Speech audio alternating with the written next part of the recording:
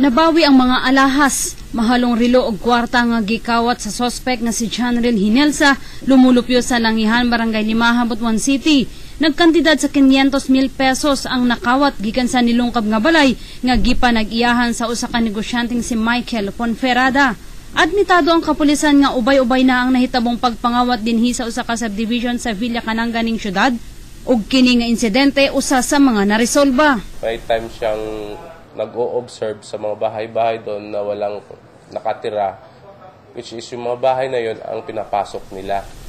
Nakaikyas ang kakunsabong kawatan ni Hinelsa nga nailalamang sa pangalan nga si Felix Ladao, taga Cabatbaran City.